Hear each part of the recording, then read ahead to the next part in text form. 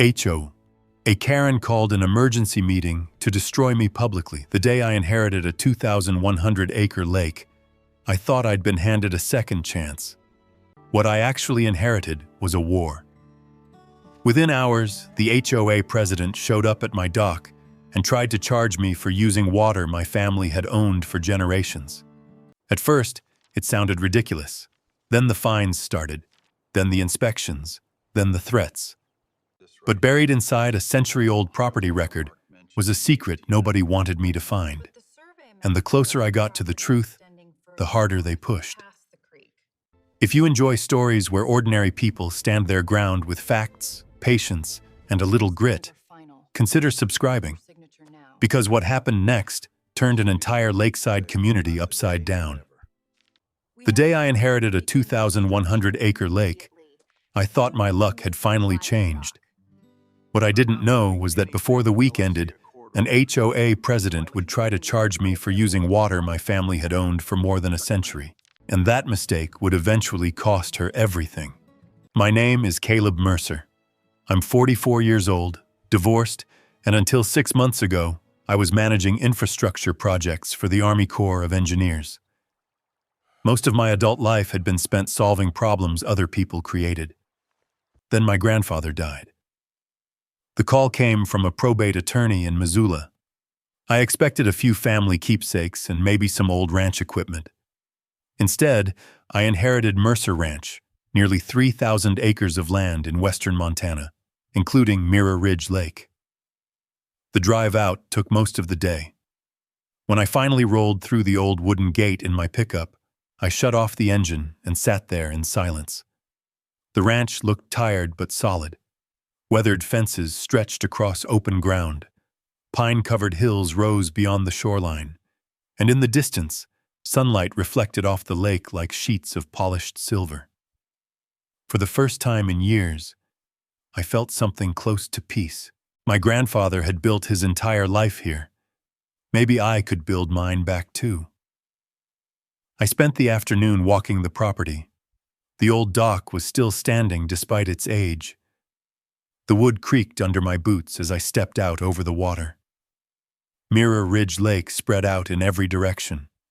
Calm, clear, endless.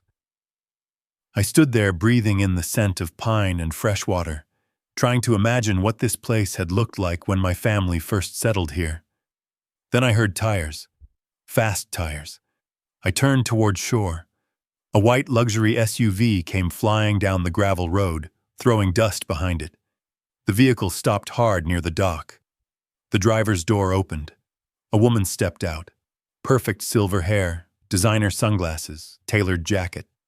The kind of person who looked like she considered every room a stage. She walked toward me carrying a clipboard. Not a greeting, not a handshake. A clipboard. "You must be Caleb Mercer." The tone wasn't friendly. It wasn't even a question. "That's me," she nodded once.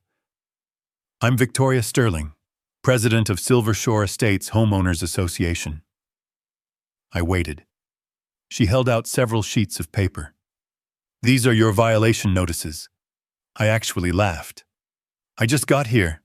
That doesn't change the violations." I took the documents. According to the paperwork, I was allegedly violating shoreline regulations, marina access standards, dock compliance requirements, and community water use guidelines. I read the first page twice, then looked back at her. What exactly is this? HOA enforcement. I glanced toward the lake. My family has owned this property for generations. Victoria folded her arms. All lake access falls under HOA oversight. That statement hit me harder than it should have. Lake access? Correct. I pointed toward the water. "You mean this lake?" "Yes." "The one attached to my ranch?" "Yes." "The one my grandfather owned?" Her expression never changed. Ownership and usage are separate matters. I stared at her for several seconds. In my career, I'd dealt with contractors, regulators, politicians, and bureaucrats. I knew arrogance when I saw it. Victoria Sterling wore it like jewelry. She pointed to one page. Beginning next month, you'll be responsible for annual compliance fees and shoreline access assessments. I looked at the number, then looked at her. You want me to pay the HOA to access my own lake? It's community policy. No, I said quietly. It's not. For the first time, her smile appeared. Cold, confident. The smile of someone accustomed to getting her way. You'll discover things operate differently around here, Mr. Mercer. Then she turned and walked back toward her SUV. Before getting inside, she paused. One last shot. Failure to comply may result in additional penalties. A moment later, she was gone. Dust drifted across the gravel road. Silence returned. I looked down at the stack of violations in my hands, then out across the water. Something felt wrong. Not annoying, not inconvenient. Wrong, because people don't usually try to control something unless they need it. And Victoria Sterling had acted like Mirror Ridge Lake already belonged to her. Standing on that dock as the sun dropped behind the mountains, I realized my grandfather hadn't simply left me a ranch. He'd left me a problem. The question was why an HOA was acting like it owned a lake that had belonged to my family long before their development even existed. And I was about to find out. The answer started arriving 48 hours later. The first certified letter was waiting in my mailbox when I returned from checking fence lines along the north pasture. Silver Shore Estates Homeowners Association. Official notice of non-compliance. I opened it on the tailgate of my truck. According to Victoria Sterling, I now owed fines for unauthorized shoreline activity, failure to register water access privileges, and non-compliant dock usage. I read the document twice. Then I flipped to the final page. $5,000, due within 30 days. I actually laughed. Not because it was funny, because it was absurd. Nobody issues a bill that large unless they're either desperate or convinced nobody will challenge them. By the end of the week, 2 more letters arrived. Then another. Inspection requests. Environmental reviews. Engineering assessments. Every document carried the same message. Comply. Pay. Submit. The pressure wasn't random. It was organized. And it was accelerating. I spent that weekend digging through the ranch house. My grandfather had never thrown anything away. Every closet held boxes. Every cabinet contained decades of records. By Sunday afternoon, I found myself standing inside an old barn behind the main house. Dust floated through narrow beams of sunlight. Against the back wall sat a stack of weathered trunks. Inside them were ranch ledgers, property surveys, maps, and legal documents stretching back generations. One yellowed folder caught my attention. 1891 Shoreline Access Agreements. I pulled it free. The paper felt brittle. Inside were handwritten references to water access corridors, shoreline easements, and usage agreements connected to the lake. Some sections were difficult to read. Others looked surprisingly detailed. The language meant little to me at first. But one thing became obvious. These documents mattered. A lot. I took photographs of everything. That evening, I made a phone call. Rachel Torres answered on the second ring. She was a land use attorney based in Missoula with a reputation for handling difficult property disputes. A mutual friend had recommended her years ago. "What exactly do you have?" she asked after listening to my explanation. "Old shoreline agreements, easement references, water access language." There was a brief pause. "How old?" 1891. Another pause. Longer this time. "Don't throw away a single piece of paper." That got my attention. The next morning, Rachel drove out to the ranch. We spent 3 hours at my kitchen table reviewing documents. The further she read, the quieter she became. Finally, she leaned back. These aren't ordinary records. What are they? They're potentially the foundation of every shoreline access arrangement around this lake. I felt my stomach tighten. So why would the HOA care? Rachel tapped one page. Because if these agreements are still legally connected to modern property boundaries, somebody's authority may not be what they think it is. Somebody. Neither of us needed to say Victoria's name. Before leaving, Rachel made another recommendation. You need a title researcher. 2 days later, Owen Parker arrived. 28 years old, sharp-eyed, energetic. The kind of person who genuinely enjoyed digging through county records. Most people would consider that a warning sign. For this situation, it was exactly what I needed. By the end of the meeting, Owen had a stack of scanned documents and a clear mission. Trace every property transfer connected to Mirror Ridge Lake, every easement, every shoreline agreement, every recorded amendment. Nothing gets skipped. Meanwhile, Victoria wasn't slowing down. Quite the opposite. A week after our first confrontation, I stopped at a grocery store in town. 2 people recognized my name immediately. Not because they knew me, because they'd heard about me. Apparently, Victoria had begun telling residents that the new ranch owner was threatening community lake access. According to her version of events, I was refusing to cooperate with reasonable regulations and creating uncertainty for property owners. It was a clever strategy. Make me look selfish. Make herself look protective. The problem was that lies travel fast in small towns, but so does curiosity, especially when someone starts asking questions people have never thought to ask before. That evening, my phone rang. It was Owen. His voice sounded different, focused, excited. I found something. What kind of something?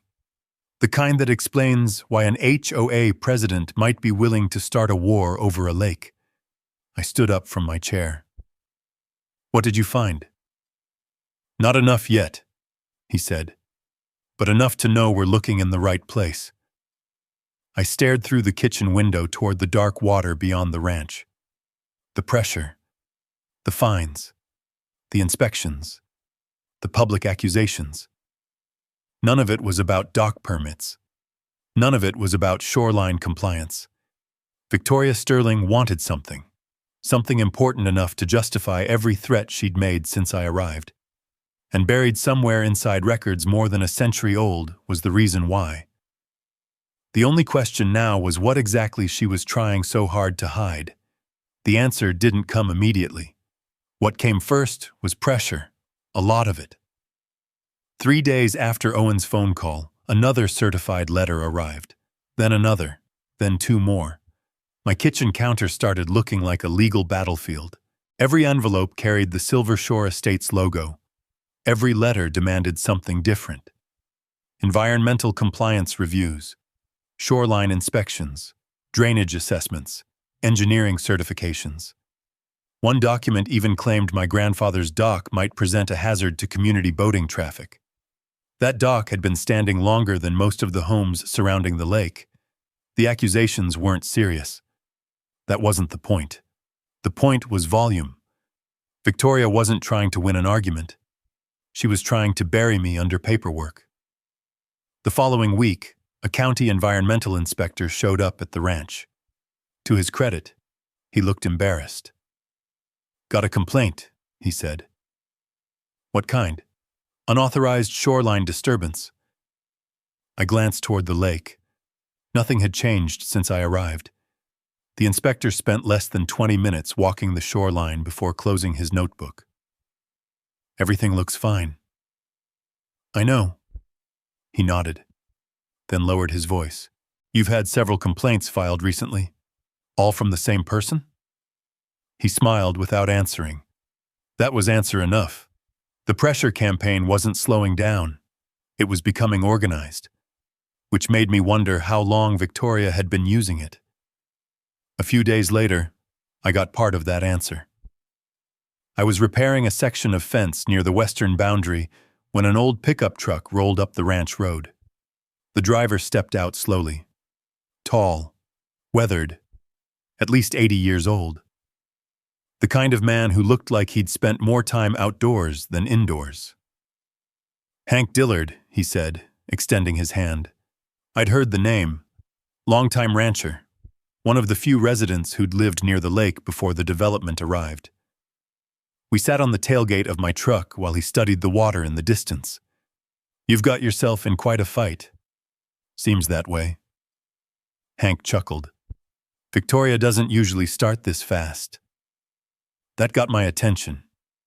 "Usually?" He looked at me. "You're not the first person she's targeted." The next 30 minutes changed how I viewed everything. According to Hank, Silver Shore Estates had spent years pressuring property owners. Some sold, some settled, some simply got tired of fighting. But Victoria always seemed interested in the same thing: land, access, control. Then Hank told me something I'd never heard before. Before the HOA existed, nearly every route to Mirror Ridge Lake crossed Mercer property in some form. Old roads, service corridors, shoreline access paths, boat launch routes. For generations, the lake community had relied on agreements connected to my family's ranch. "Most folks don't even know it anymore," Hank said. "They think the HOA built everything, didn't they?" He laughed. "No." His finger pointed toward the distant marina. "That whole side of the lake exists because previous ranch owners allowed access." The statement hit me harder than I expected, because suddenly Victoria's behavior made a little more sense. Not complete sense, but enough to raise bigger questions. That evening, I received another call, this time from Sheriff Wade Collins. We'd met briefly when I first arrived in town. "Mind if I stop by?" he asked. An hour later, he sat at my kitchen table flipping through copies of HOA notices. "You've been busy." "I didn't ask for any of this." "No," Wade said. "I don't think you did." He tapped one of the complaint forms. "Interesting thing about these reports." "What?" "Most of them originate from the same handful of people." I wasn't surprised. Wade continued. "Different names, same circle." "Victoria's circle?" His silence confirmed it. That mattered. Not because it proved wrongdoing, but because it showed a pattern, a coordinated effort. The sheriff left shortly after sunset. Before he walked out the door, he paused. "Just document everything." "Why?" "Because people pushing this hard usually have a reason." The next morning, Owen finally called again. This time he sounded less excited, more concerned. "I've traced several property transfers. And? There are gaps." "What kind of gaps?" "The kind that shouldn't exist." I stood up immediately. "What does that mean?" "It means records connected to the lake stopped making sense about 15 years ago." My grip tightened on the phone. "Are we talking mistakes?" "No." His answer came instantly. "I'm talking about something that was either overlooked or intentionally ignored." For several seconds, neither of us spoke. Then Owen said the words that stayed with me the rest of the day. "Caleb, I think the entire fight is centered around one piece of property paperwork." "What paperwork?" "I don't know yet." The uncertainty bothered me, but one thing was becoming clear. Victoria Sterling wasn't attacking me because of a dock. She wasn't attacking me because of shoreline regulations. And she definitely wasn't attacking me because she cared about community standards. Somewhere in the county records was a document powerful enough to threaten something she desperately wanted. And whatever it was, we were getting closer. Close enough that she seemed willing to throw everything she had at me to stop us from finding it. 3 days later, Owen called and told me to meet him at the county records office. His voice carried a level of urgency I hadn't heard before. When I arrived, Rachel was already there. Neither of them looked relaxed. That wasn't a good sign. Or maybe it was. Because in legal fights, people only get nervous when they've found something important. Owen had maps spread across a large table. Survey maps, property plats, historical filings, modern development records, dozens of pages covered in notes and highlighted sections. "Tell me you found something," I said. Owen looked at Rachel. Rachel looked at me. Then she smiled. Not a happy smile. The kind lawyers wear when they realize somebody else just made a very expensive mistake. "We found it." My pulse picked up. "What exactly did we find?" Owen tapped a map. "An easement." I frowned. "That's it?" "No," Rachel said. "Not just an easement." She slid a document toward me. The filing dated back nearly 16 years. Silver Shore Estates Expansion Phase 2. The development included the marina, public boat launch, fuel dock, and several waterfront facilities. All of it depended on one specific commercial access easement, an easement crossing land historically connected to Mercer Ranch. I looked at the document, then at Rachel. "So what's the problem?" "The renewal." I stared at her. "What renewal?"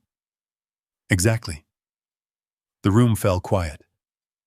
Owen pulled out another filing, then another, then another. Each one connected to the same section of land, each one referencing the same access corridor. And then they stopped. Completely. Nothing after that. No extension. No replacement agreement. No amended filing. Nothing. "You're telling me they forgot to renew it?" Owen shook his head. "I don't think they forgot." That answer landed heavily. Rachel leaned forward. "Commercial easements don't simply exist forever. They require proper continuation when ownership structures change." I already knew that. Years managing infrastructure projects had taught me exactly how dangerous paperwork failures could become. One missing document could destroy multi-million-dollar projects. One overlooked filing could stop development entirely. And now Silver Shore Estates appeared to have exactly that problem.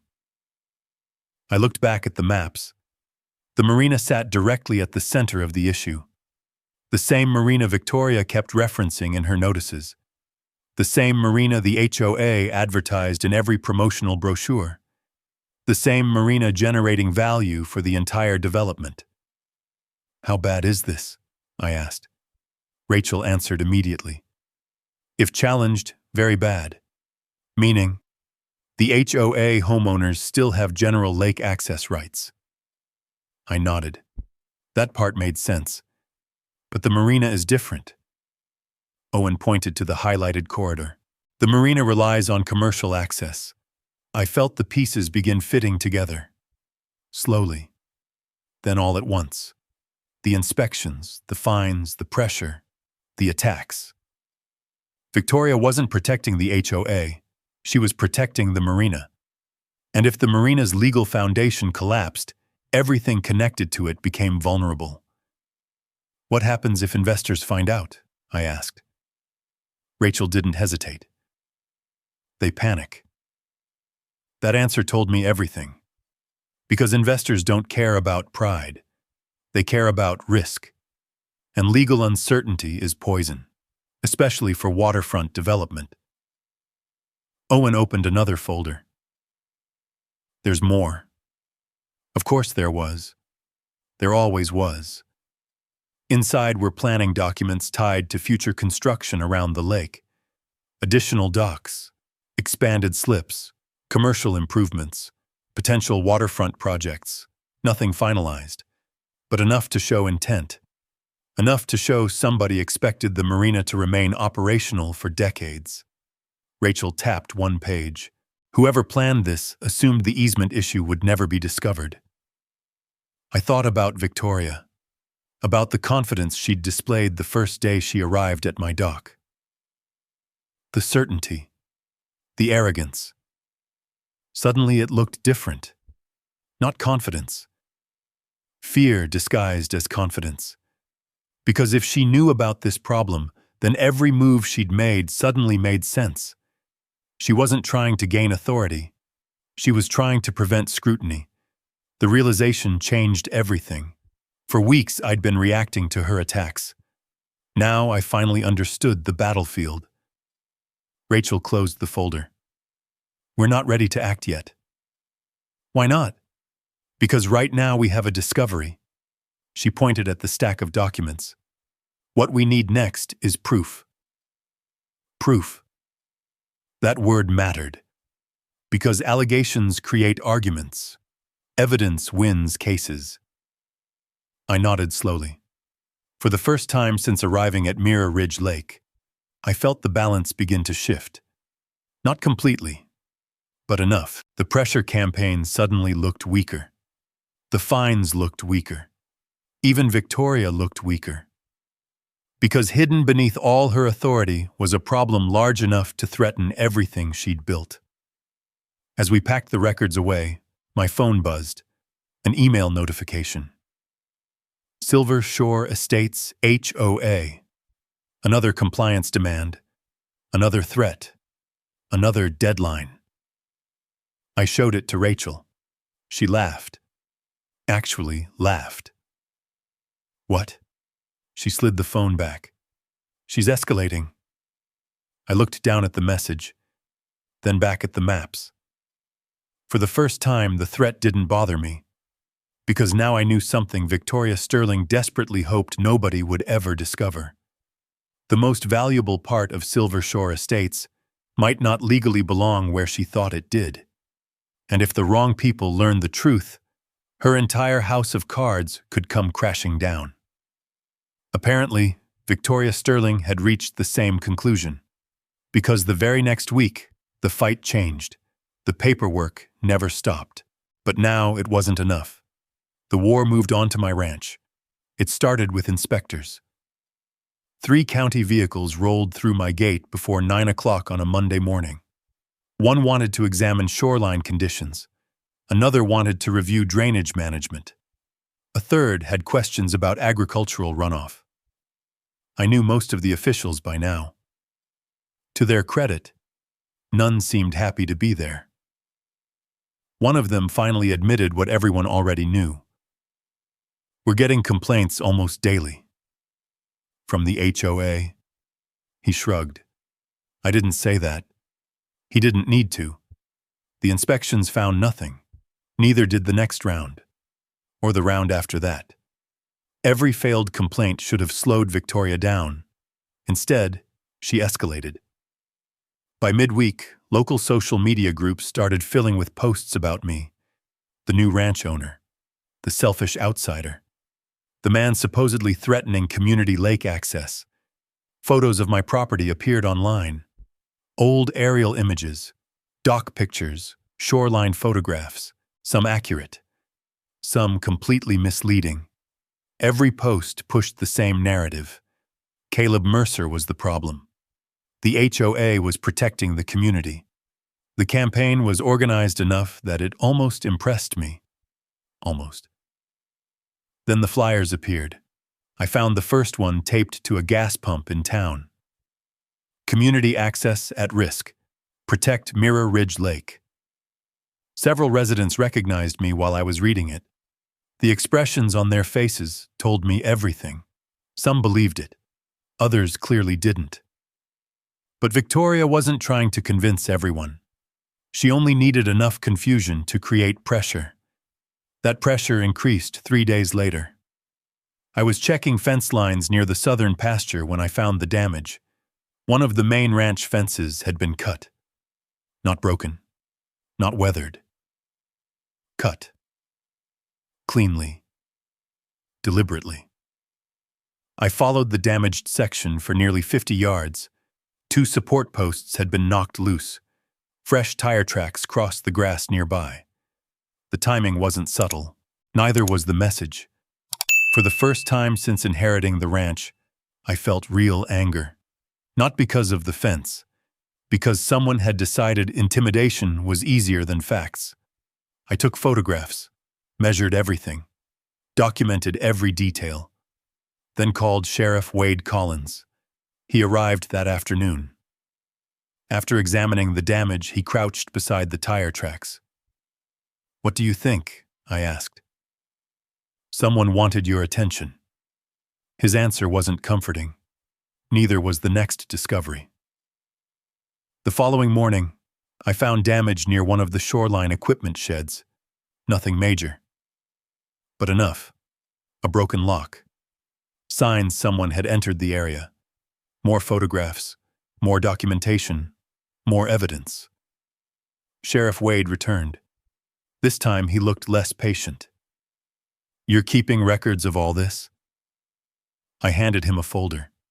Inspection notices, photographs, complaint copies, dates, times, everything.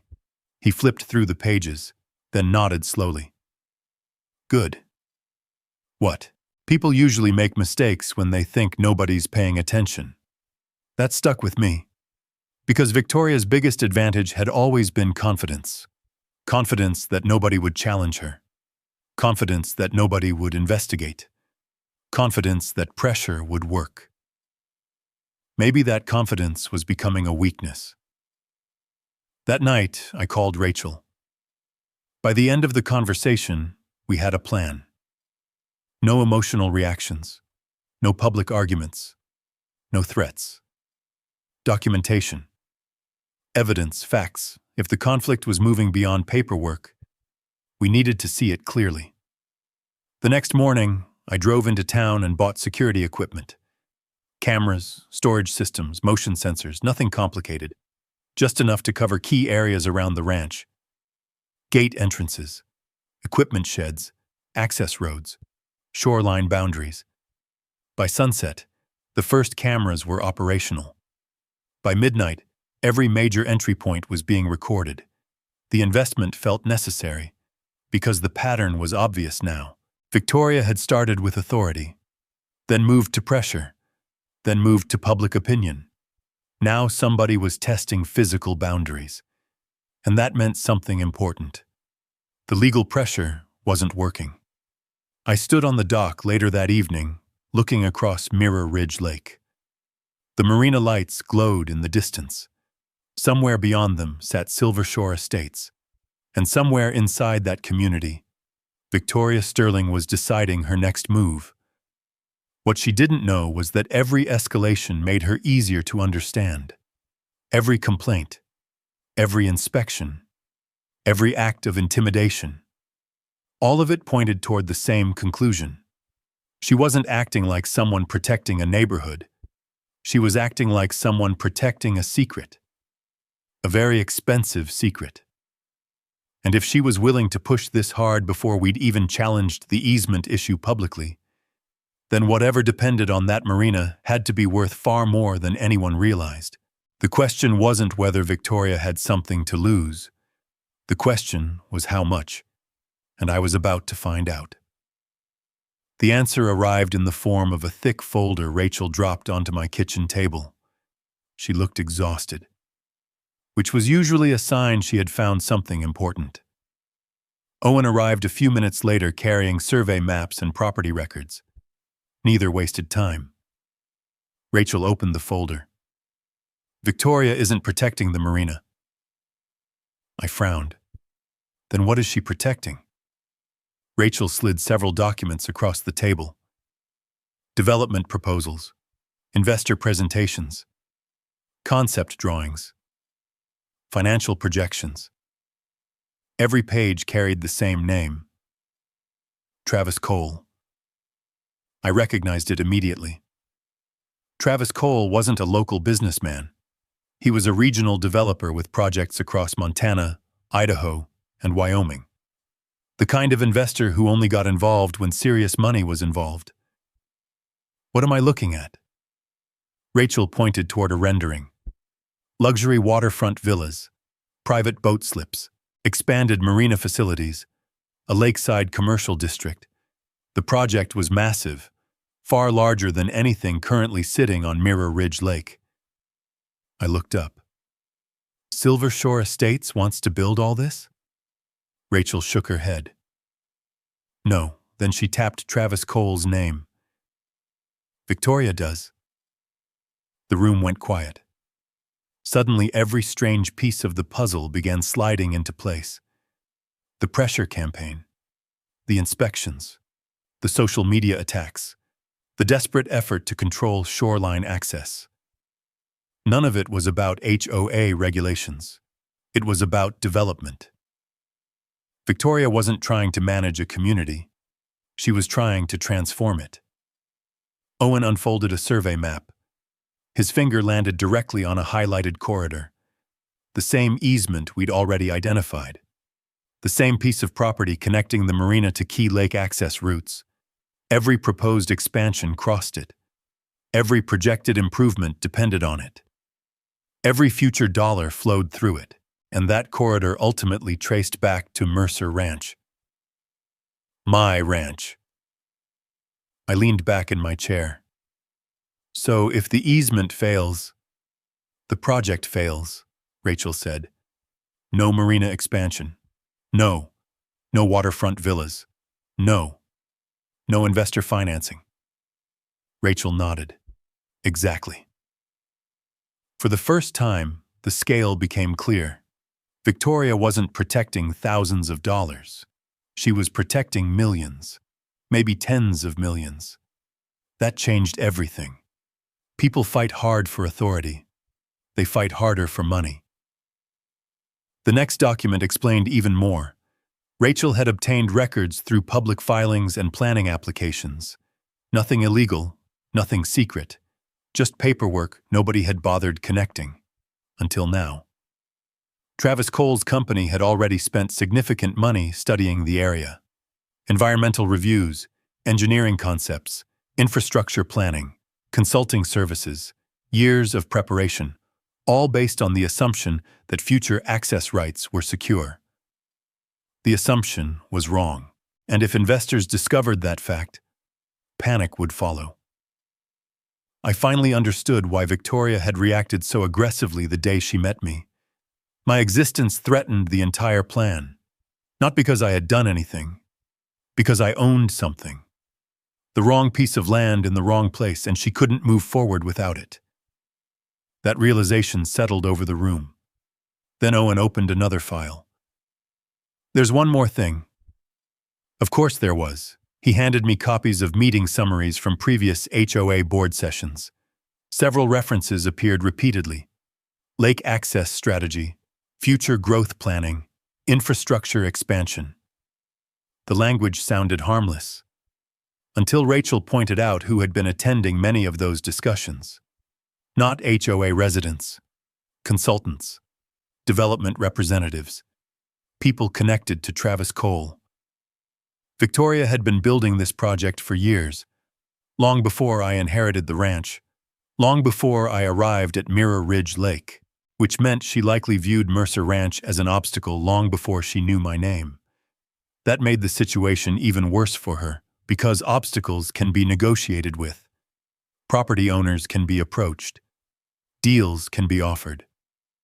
Instead, she'd chosen intimidation, threats, harassment, public pressure. Every decision she'd made was creating evidence. Evidence that Rachel was carefully documenting. Evidence Sheriff Wade was increasingly interested in. Evidence that could become very important later. I walked to the window overlooking the lake.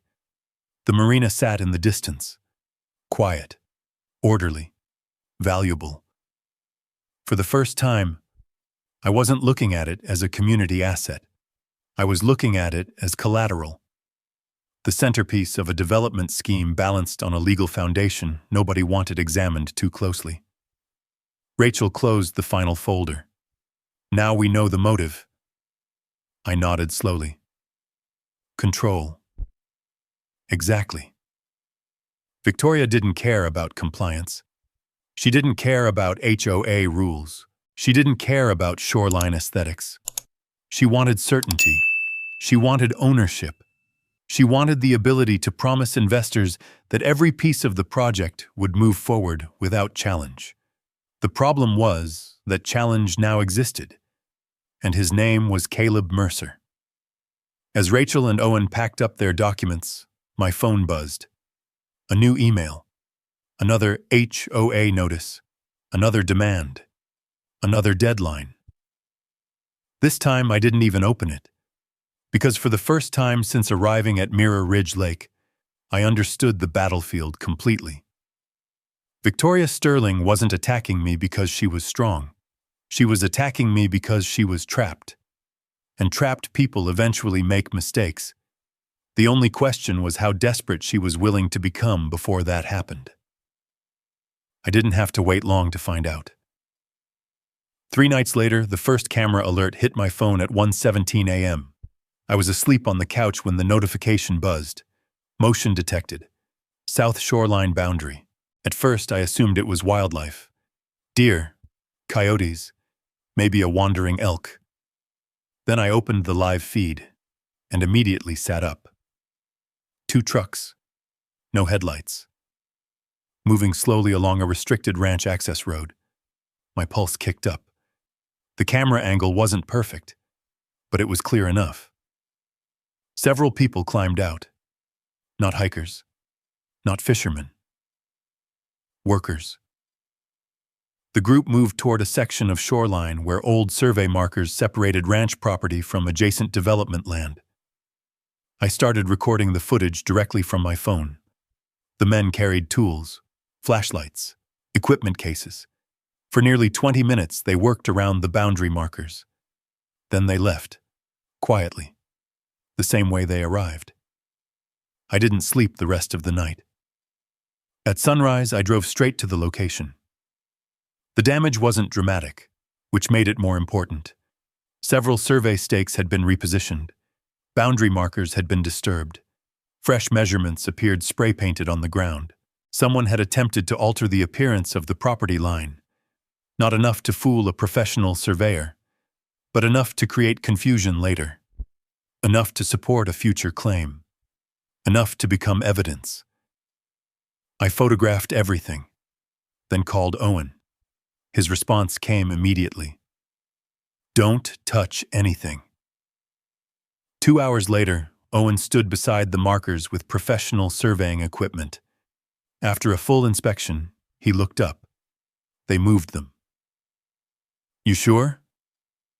Absolutely. That answer changed the situation, because now we weren't dealing with rumors.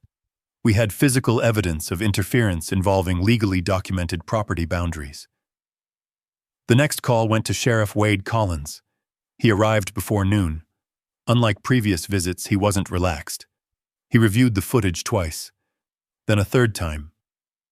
Recognize anyone? I asked. Not yet. His eyes remained fixed on the screen. But I recognized the trucks. That got my attention. One vehicle belonged to a local contractor, a contractor who had performed work for Silver Shore Estates. Wade didn't jump to conclusions. Neither did I. But the connection was impossible to ignore. The footage became part of an official investigation, and suddenly the conflict moved into entirely different territory. That afternoon, Rachel called. For once, I could hear excitement in her voice. How fast can you get to my office? An hour later, I was sitting across from her desk. A stack of documents waited between us. Rachel pushed them forward. While you've been dealing with cameras and boundary markers, I've been following the money. I opened the file. The first page contained consulting agreements. The second contained development contracts. The third contained payment schedules, all connected to Travis Cole's project. Then I saw Victoria's name, again, and again, and again. The financial relationship was much deeper than we'd realized. Victoria wasn't simply supporting the development. She had signed consulting agreements tied directly to project milestones. If the expansion moved forward, she stood to benefit personally. Significantly. How significant? I asked. Rachel slid over another page. Projected compensation estimates.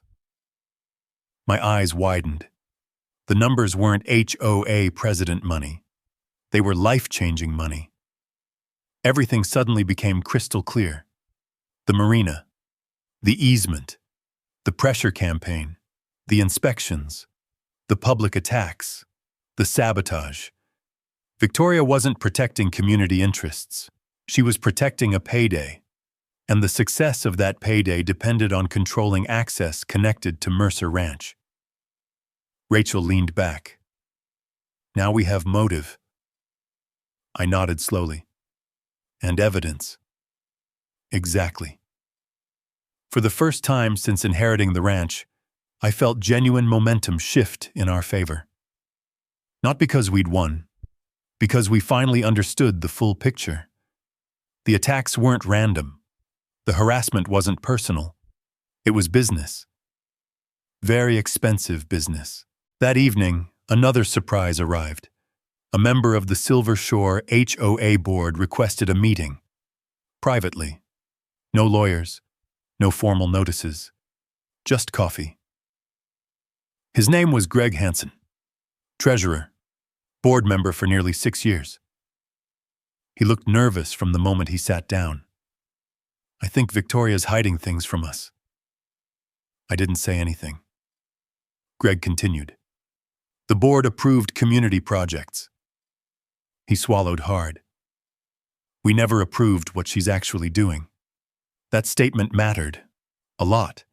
Because if the board itself didn't fully understand the development arrangements, Victoria's position was becoming even more dangerous. Before leaving, Greg offered something else. Information. Meeting records, internal communications, voting histories, nothing confidential, just documentation, the kind that often becomes important later. After he left, I sat alone at the kitchen table reviewing everything we'd gathered. The footage, the altered markers, the contractor connection, the financial agreements, the growing cracks inside the HOA itself. Piece by piece, the story was changing. What started as an HOA dispute was becoming something much larger.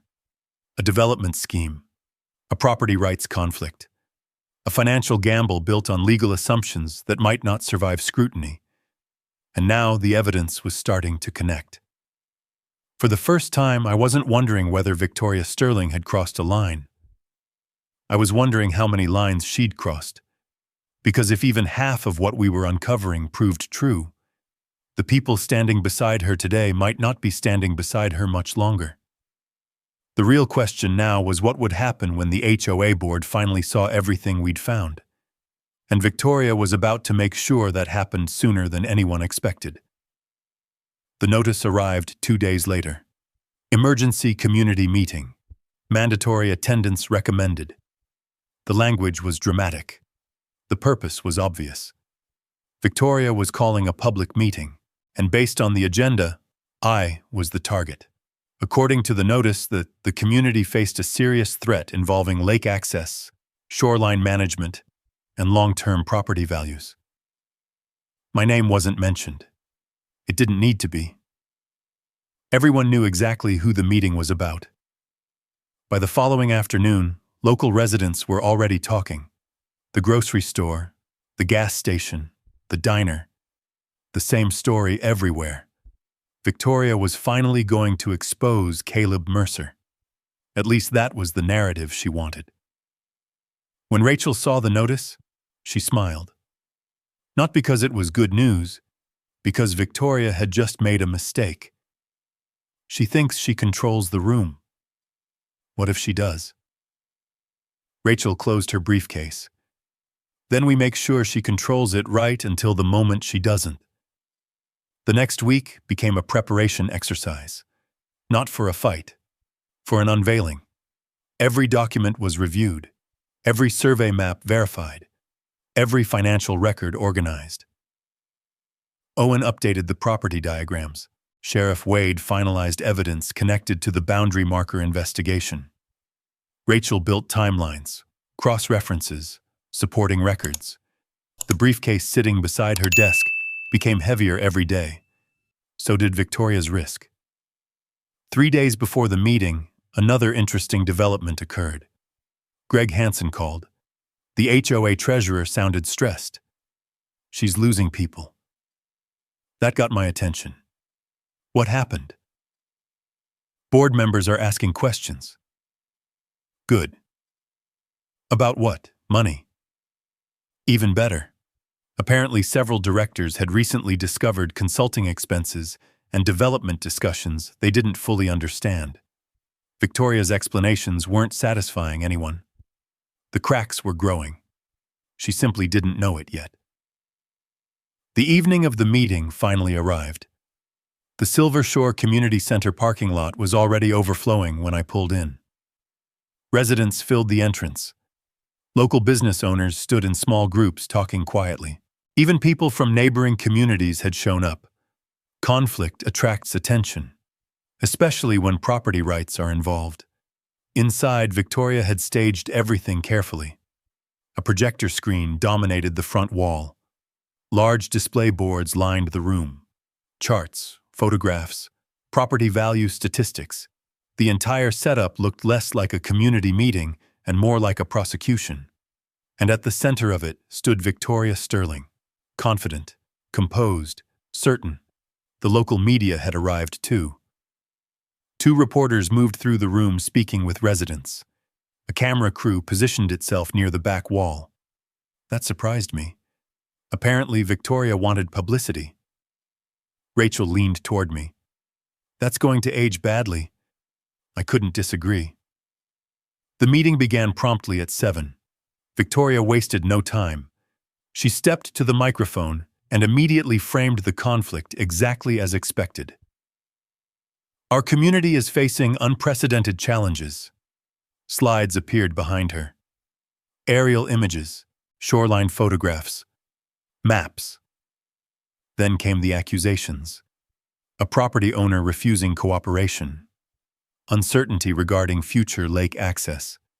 Potential threats to community investments. Dangerous obstruction of long-term planning. The language was carefully chosen. Technically vague. Emotionally effective. Several residents nodded along. Others looked uncertain. Victoria continued. The presentation grew more dramatic with every slide. She talked about protecting homeowners, preserving community resources, safeguarding future opportunities. Not once did she mention the easement issue. Not once did she mention Travis Cole. Not once did she mention consulting agreements, or financial incentives, or altered survey markers, or the marina's legal vulnerability, because she couldn't. Those facts destroyed her story. Still, she spoke with complete confidence, for nearly 40 minutes. By the end, she had built a simple narrative. Caleb Mercer was standing in the way of progress. Silver Shore Estates needed unity.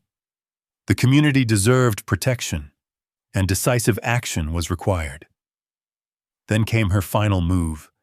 She proposed authorizing expanded HOA legal action, additional enforcement powers, further regulatory measures, more pressure, more leverage, more control. Exactly what she'd wanted from the beginning. The room fell quiet. Victoria looked pleased. She believed she'd won. Then she looked toward the audience, toward me, toward Rachel. "Mr. Mercer," she said, "would you like to respond?" The room turned. Every eye landed on us. I stood slowly. Not because I planned to speak, because Rachel did. She picked up the heavy briefcase beside her chair. The same briefcase we'd spent days filling. The same briefcase containing survey maps, financial records, development contracts, meeting minutes, property filings, evidence, a lot of evidence. Victoria's smile weakened slightly. Only slightly. But enough. Rachel walked calmly toward the front of the room. The camera crew immediately followed. The reporters moved closer. And for the first time all evening, Victoria Sterling looked uncertain. Rachel placed the briefcase on the table. The metallic latches clicked open. The sound seemed strangely loud inside the silent room. Victoria stared at it. So did everyone else. Then Rachel looked directly at her. "Actually," she said, "we'd like to respond."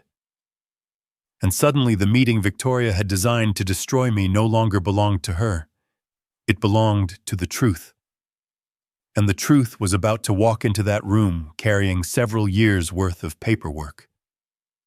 Rachel opened the briefcase. The room remained silent. Victoria stood beside the projector screen, her confident smile frozen in place. For the first time since I'd met her, she looked unsure. Rachel removed a thick stack of documents and placed them on the front table. Then another. Then another. The sound of paper hitting wood echoed through the community center. No dramatic speech, no theatrics, just evidence. "Ladies and gentlemen," Rachel said calmly, "before any vote takes place tonight, there are several facts the community deserves to know."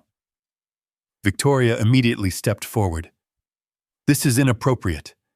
These documents have not been reviewed by the board." Rachel didn't even look at her. That's part of the problem. Several residents exchanged glances. The room shifted, subtly at first, then noticeably. Rachel lifted the first document, a recorded commercial easement tied to Silver Shore Estates' marina expansion. She displayed it on the projector. The screen changed. Survey maps appeared, property lines, legal descriptions, county filing references. Then she displayed the missing renewal records, or rather, the lack of them. The HOA's marina facilities rely on an easement that was never properly renewed during development expansion. Murmurs spread through the audience. A board member stood. "What does that mean?" Rachel answered immediately. "It means portions of the marina operate under legal assumptions that may not be enforceable." The room erupted with questions. Victoria tried to interrupt. Rachel kept going. Because once facts start moving, panic rarely stops them. Owen stepped forward next. He unfolded several large survey maps. Every boundary was marked, every corridor highlighted, every measurement documented. His laser pointer settled on the same access route we'd spent weeks investigating. This corridor connects critical marina infrastructure to historic access rights tied to Mercer Ranch. He zoomed in, then farther, showing how every proposed expansion crossed the same legal bottleneck. The audience grew quieter. Not louder. Quieter. People were starting to understand. And understanding is dangerous when you've been misled. Victoria attempted to regain control. "These are technical issues." "Wrong answer." Several residents immediately challenged her. One homeowner raised his hand. "You told us everything was secure." Another stood. "You said lake access was protected." A third spoke up from the back. "Why are we hearing this now?" The questions multiplied faster than Victoria could answer them. Rachel introduced the next set of documents: financial records, consulting agreements, development planning materials. Then came Travis Cole's name, repeatedly, page after page, contract after contract. The audience watched the connections appear on the projector screen. Victoria Sterling, development consultants, future waterfront expansion, projected compensation, projected incentives, projected profits. The silence that followed was heavier than any shouting could have been. One board member slowly removed his glasses. Another stared directly at Victoria. Nobody looked happy. Greg Hansen finally stood. The HOA treasurer looked exhausted. "You never disclosed any of this." Victoria opened her mouth. Nothing came out. because there was no good answer. Not anymore. Then Sheriff Wade Collins walked to the front. That changed the room again. Law enforcement carries a different kind of weight, especially in a small community. Wade displayed photographs from the shoreline investigation, then the security footage, the trucks, the altered markers, the timeline, the contractor connections. Nothing sensationalized, just facts. An active investigation remains ongoing, Wade said carefully, but evidence indicates unauthorized interference with documented property boundaries. The phrase landed like a hammer. Unauthorized interference. Nobody needed further explanation. The community center had become completely silent. Even the reporters stopped moving. Then Rachel delivered the final piece, the one that mattered most. She projected the development master plan onto the screen. A detailed rendering of future marina expansion filled the wall. New docks, additional waterfront structures, private development zones, millions of dollars in proposed growth. Then she highlighted one section, the access corridor, the same corridors connected to Mercer Ranch, the same corridor tied to the failed easement issue, the same corridor Victoria had spent months trying to control. Rachel turned toward the audience. This entire project depends on legal access rights that cannot proceed without cooperation from Caleb Mercer. The words seemed to drain the air from the room. A woman in the front row blinked. Wait. Another resident leaned forward. You're saying she needed his permission? Rachel nodded. Legally, yes. Now the entire story made sense. Not just to me, to everyone. The fines, the inspections, the threats, the public attacks, the emergency meeting, everything. Victoria had never been protecting the community. She had been protecting a project. And that project depended on controlling a property owner who refused to be bullied. The crowd turned toward her, not angrily at first, disappointed, which was worse. Victoria looked around the room. For the first time, nobody seemed willing to follow her lead. Nobody seemed interested in her explanations. Nobody seemed interested in her authority. Because authority without trust disappears quickly, and hers was disappearing in real time. The reporters rushed forward. Questions came immediately. Board members demanded answers. Residents wanted explanations. The meeting Victoria had designed to destroy me had become something else entirely. A public unraveling. And standing in the middle of it all, Victoria Sterling finally looked exactly like what she was. Not a powerful leader, not a protector, not the owner of the lake, just a woman who had gambled everything on a secret and lost. The only question left now was how much the fallout would cost her, because when people learned the truth, they rarely stopped at the truth. They started asking what else had been hidden, and tomorrow morning, a lot of people were going to start digging. The fallout began before sunrise. By the time I woke up, 3 local news stories had already published summaries of the HOA meeting. The headlines weren't subtle. Questions about Silver Shore development plans. Residents demand answers from HOA leadership. Marina expansion faces legal scrutiny. Victoria Sterling had spent months trying to control the narrative. She lost control of it in a single evening. The first resignation came 2 days later. Then another. Several HOA board members publicly announced they had not been aware of key development arrangements or legal concerns involving the marina expansion. The emergency meetings started immediately.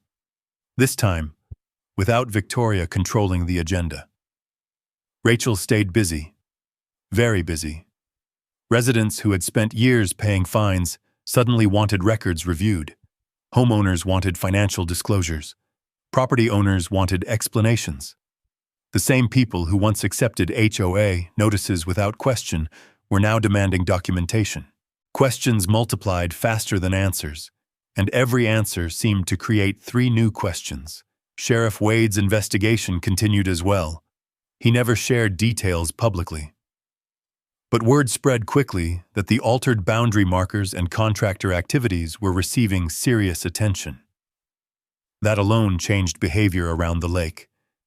The anonymous complaints stopped. The surprise inspections stopped. The intimidation stopped. Funny how quickly people lose confidence when they realize evidence exists. The development project suffered even faster. Investors hate uncertainty. Legal uncertainty is worse. Several weeks after the HOA meeting, Travis Cole's company announced it was suspending further planning activities pending legal review. That corporate statement used polite language, but everyone understood what it meant. They were backing away. Fast.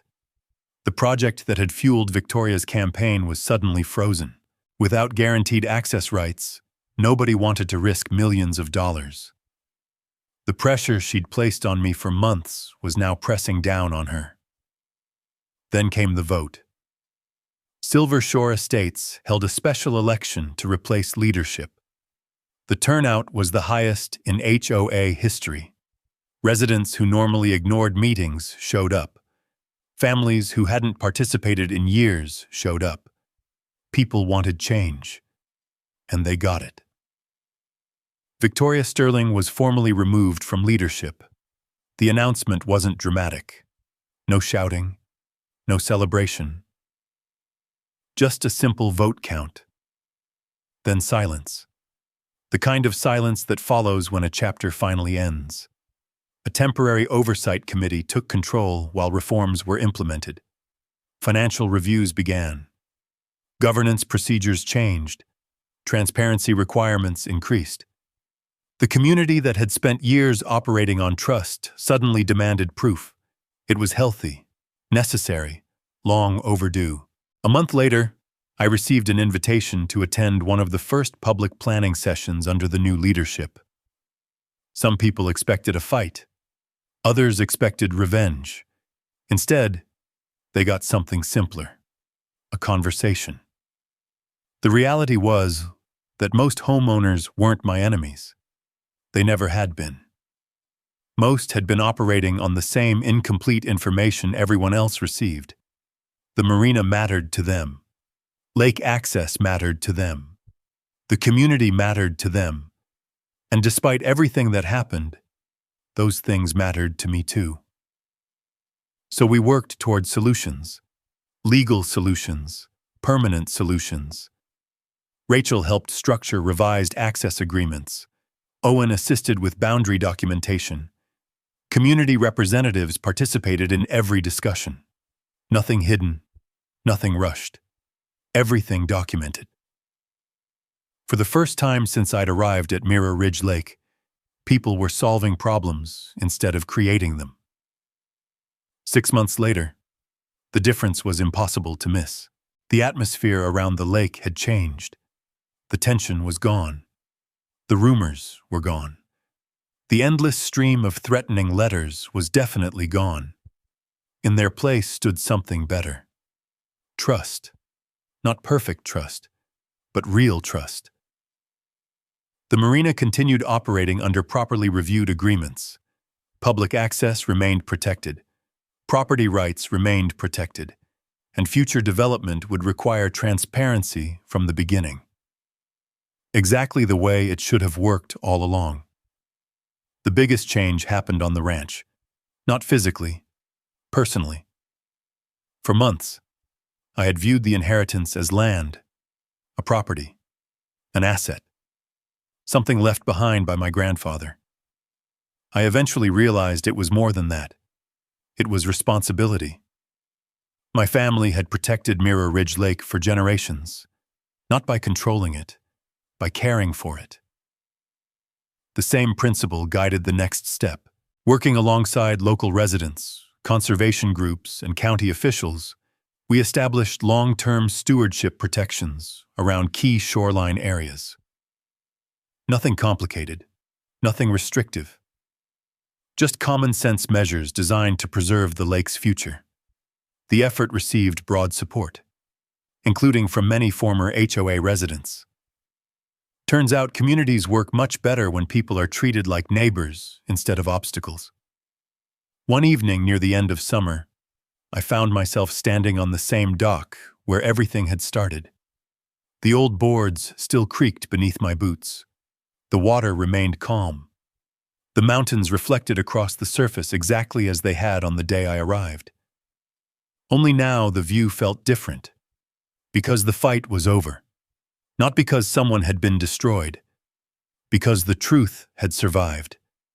Victoria Sterling had spent months trying to convince everyone that power came from authority, from titles, from rules, from control.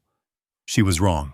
Real power came from facts, from evidence, from patience, from refusing to surrender when something important was worth protecting.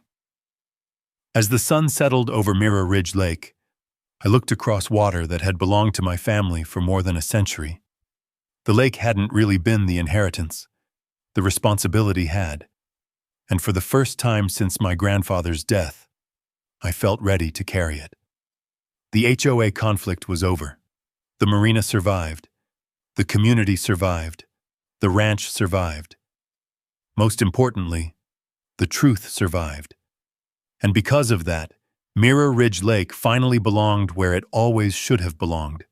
Not to one person, not to an HOA, not to a developer, but to the future. The biggest lesson I take from these stories is that truth doesn't always win because it's louder. Sometimes it's win because someone is willing to stay patient, keep recourse, ask questions, and refuse to be pushed into giving up. Caleb didn't sell the lake by shouting the loudest or fighting the hardest. He protected it by understanding what he owed, respecting the law, and letting the facts speak when time was right. And I think that's something worth remembering, whether it's a piece of land, a family legacy, or simply your good name. Some things are worth protecting with steady determination, not because you are trying to defeat someone else, but because future generations deserve honestly, fairness, and responsible stewardship. In the end, the lake remained accessible, the community found a better path forward, and people were reminded that trust matters more than power. Now I love to hear from you how you ever deal with an HOA, a property dispute, or a situation where you had to stand your ground respectfully and let the facts do the talking. Rough a yes in the comments if you believe patience and documentation are often stronger than pressure and intimidations. And if you got your own story, say it below. I read as many of them as I can. And if you enjoy stories about land rights, small town justice, ranch life, and ordinary people showing quiet courage when it matters most, go ahead and subscribe. We'd be honored to have you here for the next story.